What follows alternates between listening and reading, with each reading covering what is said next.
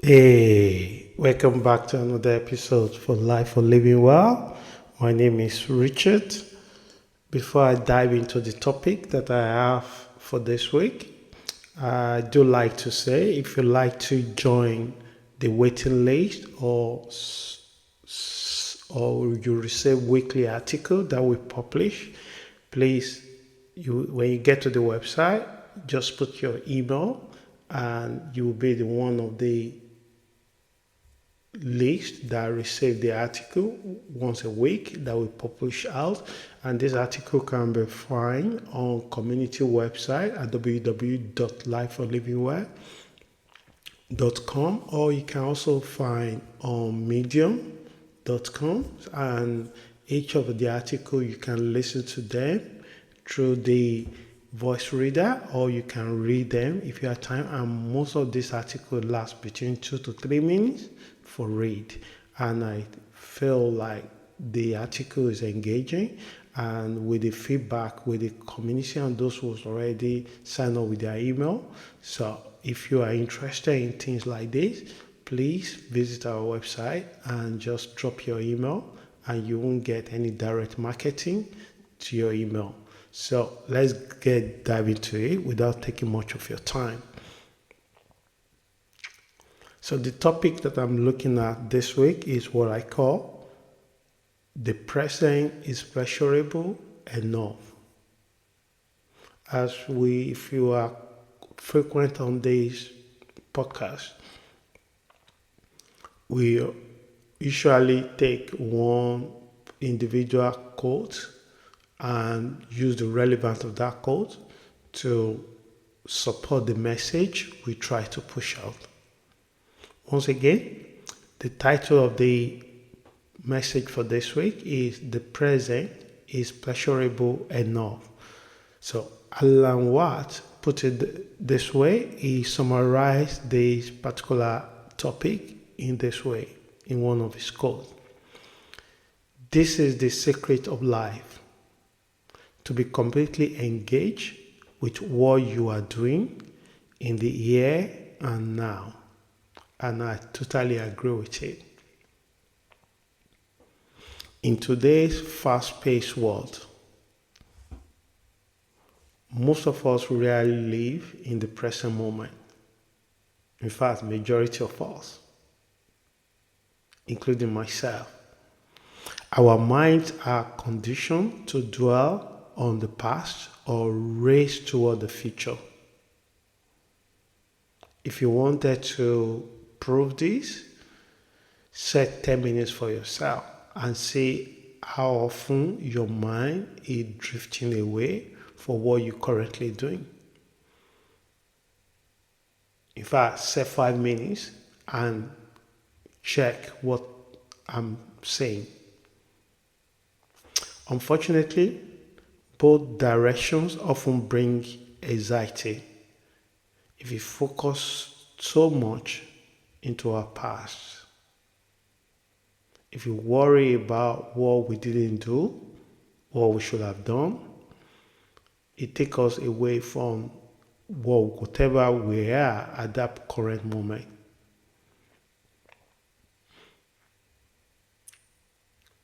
It makes us worry, and the end result is we become emotionally exhausted.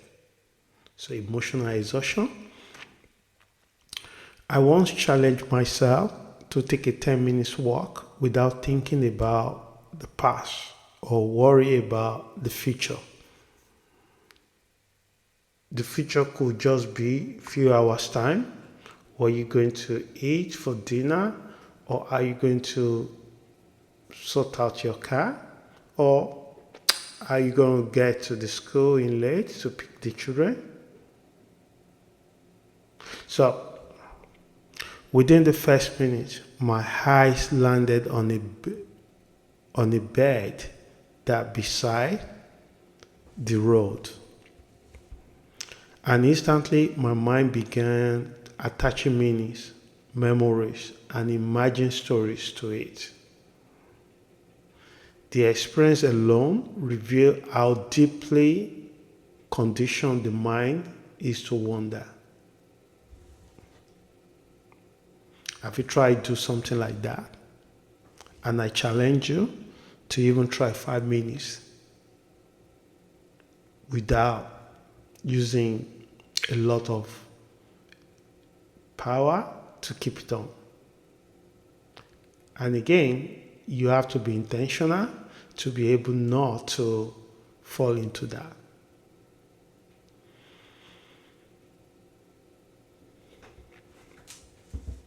So how often are you truly present? There's a question I ask myself, and there's a question I'm asking you as you listen to this podcast.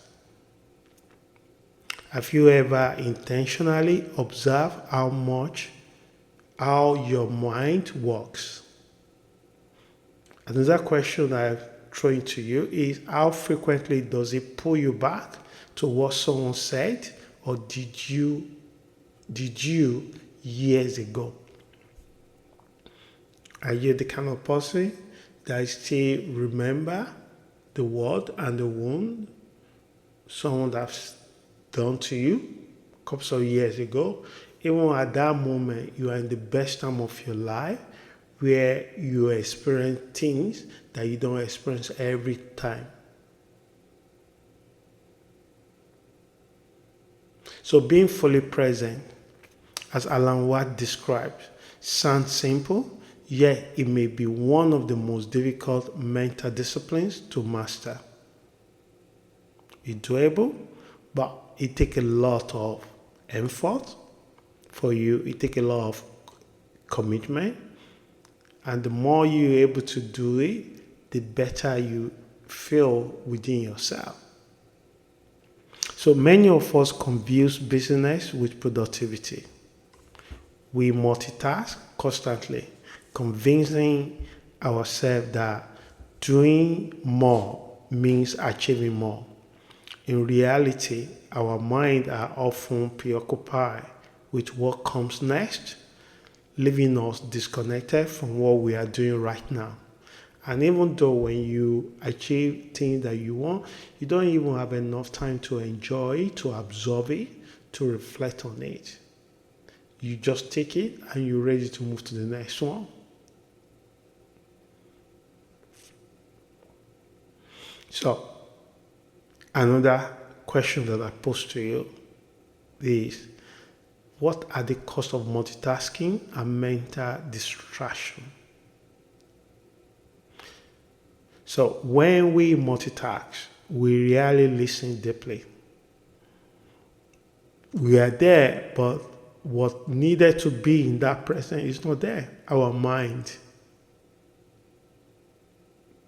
Instead, we think about our response while the other person is still speaking.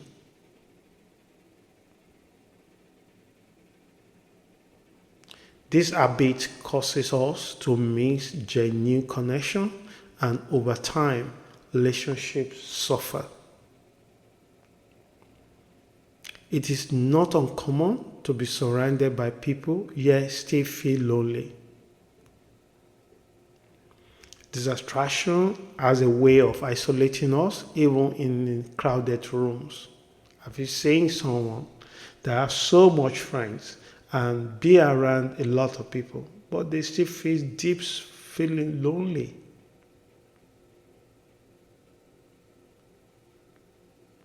So that's taking us now to the next steps in this podcast that I think will be more fascinating and interesting and relatable to those who have little children around them or working with them.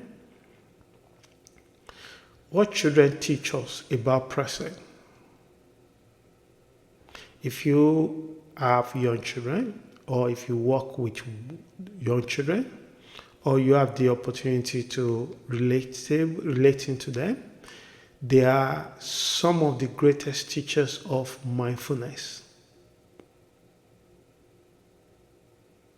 Because they grow so quick. They share the skin, they share the behavior, they share the innocence, like snake in tropical regions. Snakes shell their skin and grow a new one.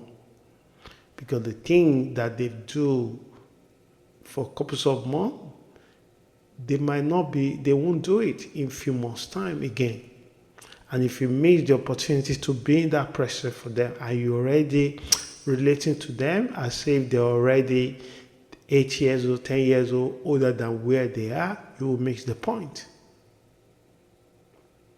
They will grant you. So children repeat themselves when they sense your attention drifting elsewhere. They want to be seen, heard, and fully experienced in the moment.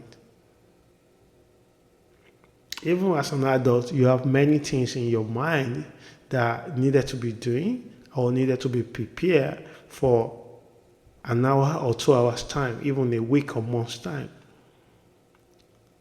At that moment, they demand the attention of the children is that right now. So, how do you evolve with this? Patience becomes essential here, not just for them, but for us. Each stage of their development passes quickly. When we are not present, we don't just miss the moment, we miss opportunity to grow alongside them.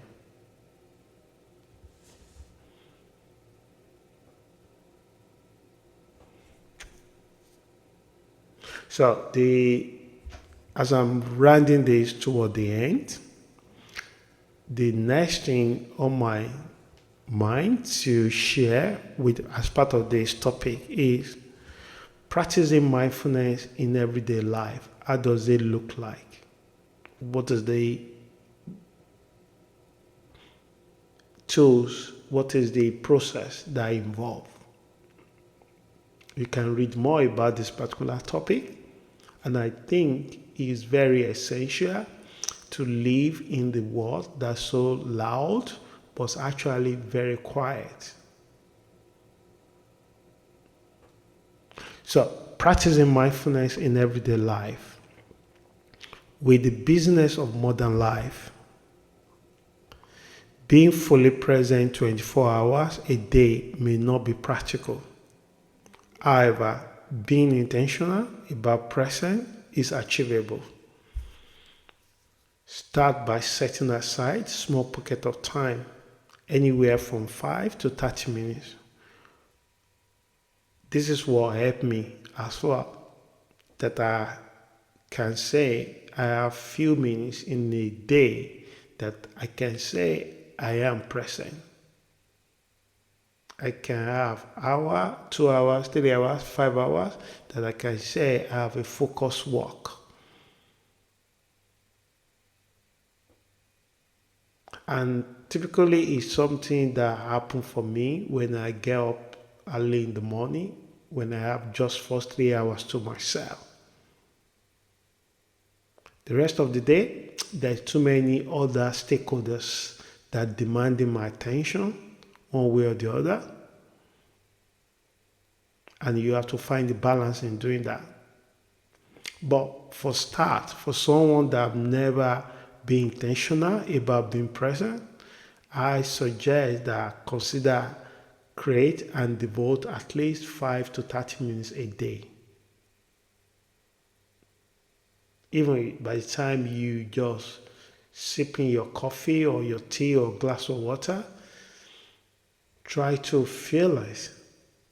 Try not to mumble it or just throw it into your body. So where you consciously focus on your breathing, bodily sensations. So what is it going on there? Do you have a shallow breathing or you have a deep breathing? Many people don't even know how they breathe.